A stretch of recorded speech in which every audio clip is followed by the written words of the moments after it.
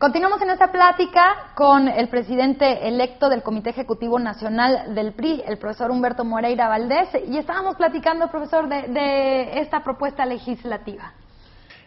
Hay una propuesta como no ha habido en los últimos años, y habrá consecuencia de esta propuesta, a consecuencia de esto, una serie de acuerdos que el PRI estará proponiendo en el país, y que vamos a ver como es el tema de seguridad que en la entrevista anterior veíamos, ¿no? Que en el tema de seguridad, que ha sido uno de los temas más controvertidos y que quizá pues se han visto muchas opiniones desde los diferentes sectores sociales y políticos ante lo que está sucediendo actualmente y la forma que se está llevando a cabo en cuanto a las acciones que ha tomado el gobierno. Si recordamos y nos remontamos unos meses atrás, estuvimos, su servidor, primero en Saltillo, Ramos de Arteaga, y luego en Coahuila, ampliando con esta propuesta de la segunda vía. Ahora es ya en todo el país donde hacemos la propuesta. ¿Qué propuesta es? Vamos a transitar por las dos vías. Una es la del enfrentamiento, la de someter a quienes están robando la tranquilidad y la paz, y la otra es la segunda vía, educación, empleo, etcétera. Voy a la primera vía. La primera vía tiene que ver con la necesidad de más recursos para las Fuerzas Armadas. Solicitamos y condicionamos el voto para aprobar el presupuesto, fue la propuesta de Coahuila, que se autorizaran 14,000 millones de pesos más para las Fuerzas Armadas. ¿Y esto qué? Hubiera llegado a Coahuila 1,800 soldados más mínimo. Esto hubiera generado una gran fuerza en el Estado. Finalmente no se autorizó. El Ejecutivo no presentó esta propuesta y quedó fuera. ¿Qué es lo que buscamos ahora con la agenda legislativa que se plantea? Que existan más recursos para las fuerzas federales, que nos permitan, fuerzas federales, quiero decir con esto, el Ejército y la Marina, sobre todo el Ejército. En el caso de Coahuila, que es donde tenemos ahí, en la gran parte del país, no todos tienen costo, pero en el caso del Ejército y de la Marina, más recursos. Enfrentamos la primera vía con esto, con mayor capacitación, con mayores prestaciones, con mayor eficiencia, con tiros de precisión, con mayor estrategia. Pero la segunda vía tiene que ver con todas las reformas que he estado yo mencionando. Educación, con ese presupuesto, ¿dónde y cómo vamos a lograr resolver la ineptitud del secretario Lujambio, por citar un ejemplo, y cómo lo vamos a hacer? Ya no pudo ver cómo lo construimos todos los demás. ¿Cómo le vamos a hacer para generar más empleos? Hay un esfuerzo importante. Bruno Ferrari trae unas ideas que yo reconozco, que es el secretario de Economía, pero que necesita ser alimentado con presupuesto para poder tener mayores incentivos. ¿Cómo le vamos a hacer nosotros para disminuir la marginación social y la pobreza? Bueno, ¿qué tenemos que aplicar ante la incapacidad que han tenido para resolver el problema de marginación social y pobreza? Es cómo construimos las dos vías, que es la segunda, me honro en decir que es una propuesta muy nuestra, pues la segunda vía tiene que ser igual, es como un ferrocarril, no puede ir, o sea, va junto a la locomotora, si no se descarrila.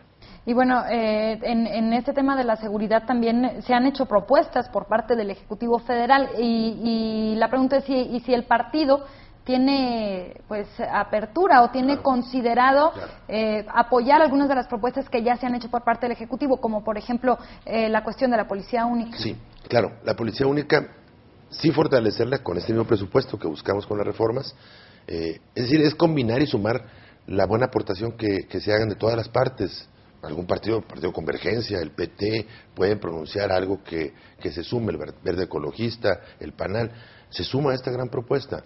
El Ejecutivo Federal, el presidente, claro que se suma, pero sí tenemos que alimentar con recursos, es una condición que ponemos a la Marina y al Ejército de la Marina. Y la otra condición es que tenemos forzosamente que trabajar en la segunda vía, generar más empleos, disminuir la pobreza, disminuir la marginación social, mejorar las oportunidades educativas. Insisto, vamos a ponernos de acuerdo en los grandes temas del país, que este es uno de los grandes temas. No es el único, o no es solamente los balazos, tiene que ver con todo lo que acabo de mencionar: pobreza, empleo, educación. Y también escuchar a la sociedad civil, porque bueno, el papel que ha tenido, sobre todo en estos últimos meses, las organizaciones y las asociaciones en favor de la seguridad, que tienen voces muy fuertes en el país frente a este tema, y sobre todo ligarlo también con esto, como le decía. Escuchar menos reuniones de estas que se hacen y más reuniones para aterrizar con propuestas concretas que nos permitan en mesas de trabajo discutir y resolver el problema. No como se hace en EVA, porque queremos que la ciudad hable ante cámaras, ante un problema de inseguridad que existe en el país, no todos se animan a decir realmente cuál es la propuesta ciudadana. Es una consulta distinta, más ágil, más rápida, más concreta, pero alimentar, insisto, con recursos de las grandes reformas, el tema del recurso para el Ejército y la Marina, y la segunda vía, que yo no voy a quitar el dedo del renglón, porque si no, no avanzamos.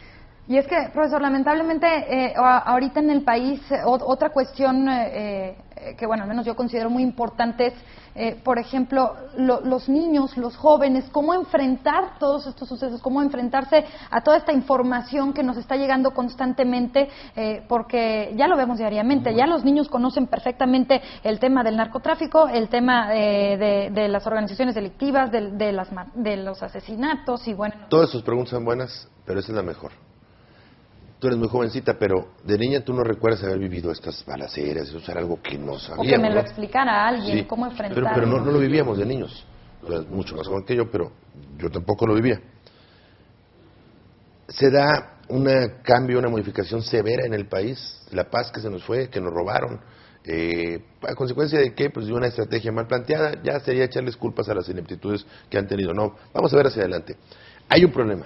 Y los niños, muy buena tu pregunta, los niños están creciendo con esos temas. Bueno, ¿qué tenemos que hacer en el sector educativo para formarlo? No para tener pecho tierra como en algunos lugares que nos forman para cuando hay balacera, no.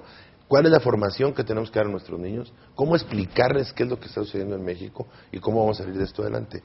Por eso insisto tanto, y afortunadamente llegué a la dirigencia nacional del PRI. No voy a cesar sin que trabajemos, tenemos que hacerlo en la segunda vía, porque en la segunda vía está inscrito eso también. Si no lo hacemos, no vamos a resolverlo.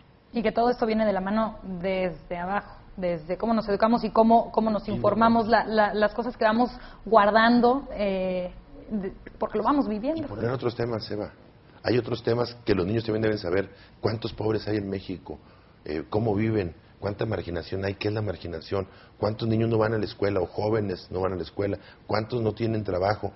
Es decir, nos estamos centrando en el país en un solo tema, y ese tema es la formación que reciben todos los niños de los balazos que está sucediendo, y luego con las presentaciones públicas que se hacen de cómo van ascendiendo los grandes capos hasta aspiracionales para muchos jóvenes, ¿no? Entonces tenemos que modificar la formación cívica. Y cómo prepararnos, sobre todo los jóvenes, cómo prepararnos para ayudar al país y ayudar a la situación, sin tener la opción de irnos al otro bando o correr a otro país, porque ahorita muchos jóvenes, pues si tienen la oportunidad, se salen y se van, y son jóvenes que incluso tienen estudios, doctorados, y que no se quedan a trabajar en el país, que se salen, porque quizás nadie les explica cómo pueden ayudar a la situación que se está presentando en este momento. A ver, pero en esta ayuda estaría también, Eva, me repito siempre la segunda vía, ¿qué hace un señor que tiene sus hijos, su señora? Ahora, a partir de estos gobiernos, cuesta un 70% más la canasta básica, el señor no tiene empleo, en su casa no tienen agua, drenaje, energía eléctrica, por supuesto tampoco pavimento, están enfermos, no es el caso que hay farmacias de la gente, sino están en otro lugar donde no tienen para los medicamentos. Es decir, estás atrapado en ese círculo de marginación social, de pobreza, de desesperación, y por otro lado está caminando el crimen organizado. ¿Cómo remediamos? Tiene que ser al mismo tiempo, y tiene que ser formativo con nuestros niños de qué tenemos que hacer, pero antes de decirles qué tenemos que hacer, tenemos como gobierno, quienes lo son, hacer algo para resolverlo. Mientras esté paralizado el país no se puede. Eva, éramos un referente internacional de empleos, de crecimiento, y ahorita estamos en el sótano. Nos andamos peleando con Haití a ver quién es mejor. Incluso con países de aquí de América Latina. Sí. Profesor, seguimos platicando de este tema. Gracias.